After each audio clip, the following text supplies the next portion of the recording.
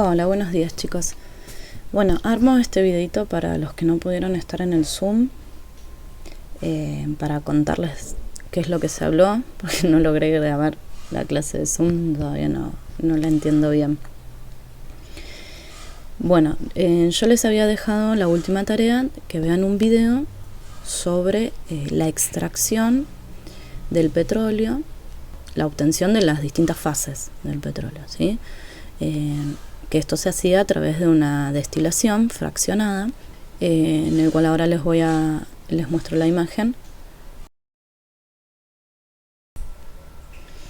Bien, y en ese videito les contaba desde el origen del petróleo, cómo se formaba el petróleo, que es una de las preguntas que ya estuvimos hablando varias veces, y cómo se trabaja el petróleo, cómo se obtienen esas fracciones. Y las fracciones, si han visto el video, las podemos clasificar de una manera sencilla en gaseosa, líquida y sólida. Estas fracciones tienen que ver con la utilización final que se le da a esos compuestos. La fase gaseosa, que es una fase con hidrocarburos de poquitos átomos de carbono, por ejemplo de 1, 2, 3 o 4, como lo estuvimos trabajando en los trabajos anteriores. Y esa primera fase gaseosa, de poquitos átomos de carbono, tienen sus características propias, ¿no? Tienen un punto de ebullición pequeño en número, ¿sí? O sea, la cantidad de energía necesaria para que esos gases se desprendan del petróleo va a ser mínima, va a ser chica la energía necesaria. ¿Por qué? Porque tiene una cadena de pocos átomos de carbono y tiene poquitos enlaces entre esos átomos de carbono, y los enlaces intermoleculares también son más débiles. ¿Qué pasa a medida que aumenta la cantidad de átomos de carbono en la cadena? Bien, vamos a pasar a las otras fases, por ejemplo la líquida, ¿no? Con las naftas. Esa fase líquida, que tiene desde 4 o 5 átomos de carbono hasta 10, 11, según la bibliografía,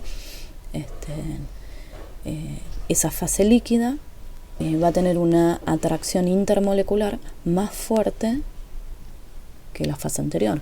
¿Por qué más fuerte? Y porque las cadenas son más largas. Entonces va a haber más puntos de contacto entre las moléculas, y la energía que se necesita para romper esas fuerzas intermoleculares va a ser mayor que la fase anterior.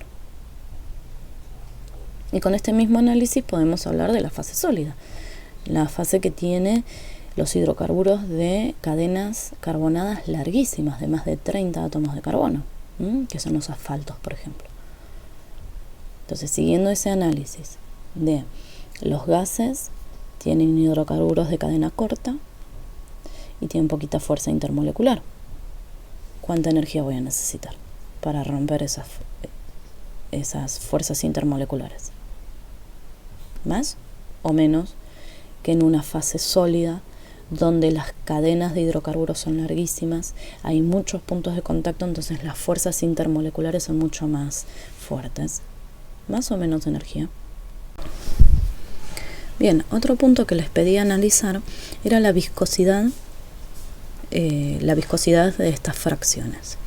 La viscosidad es una característica que la podemos describir de una manera cualitativa, ¿sí? Comparando siempre, por ejemplo, con el agua, que es uno de los líquidos menos viscosos, ¿no? El agua es como que nos sirve de comparación para cualquier otro líquido. La viscosidad tiene que ver con la fluidez. Es más o menos fluido, va a ser más o menos viscoso. Por ejemplo, entre el agua, el aceite y la miel, ¿cómo podemos ordenarlos de menos viscoso a más viscoso? El menos viscoso siempre va a ser el agua, que es de control, porque es el que más fluye, más rápido se mueve, ¿no? Si yo lo tengo, por ejemplo, en un vidrio, en una madera, pongo unas gotas de agua acá, ¿cómo va a ir avanzando? ¿Sí? Puedo llegar a tomar un tiempo, por ejemplo. ¿Qué pasa con el aceite? Si pongo unas gotitas acá, ¿cómo va a avanzar? ¿Va a fluir más rápido o más lento que el agua? Va a ir más lento.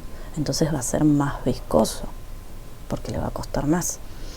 Si pongo una gotita de miel muy viscosa, ¿va a avanzar o va a fluir? No, prácticamente nada. El mismo análisis, el mismo pensamiento podemos tener para las fracciones del petróleo. Las fracciones del petróleo que tenemos de hidrocarburos de pequeña cantidad de átomos de carbono a hidrocarburos con muchísima cantidad de átomos de carbono. Estamos hablando desde gases, líquidos a sólidos. Entonces, ¿cuál de estos va a ser más viscoso? Le va a costar más avanzar. Entonces, la viscosidad, podemos también decir que a medida que aumentan las cadenas carbonadas, a medida que aumenta la cantidad de átomos de carbono en esos hidrocarburos, las moléculas van a ser cada vez más viscosas. Bien, y para terminar, les pido por favor que traten de ponerse al día, aunque sea de comunicarse para saber que están bien. Si tienen alguna dificultad también coméntenla, pues estamos acá para ayudarnos, ¿sí? Mutuamente. Los encuentros que habíamos pactado por Zoom es para tener otra forma de intercambios, ¿sí? Así que bueno, les dejo hasta acá este videito. Espero que haya respondido muchas de sus dudas. Si todavía queda algo pendiente, por favor, pregúntenme, avísenme. Si no lo puedo escribir, armaré otro videito o un audio, ¿sí? Que sigan muy bien, cuídense mucho, así pronto nos vemos. Cariños.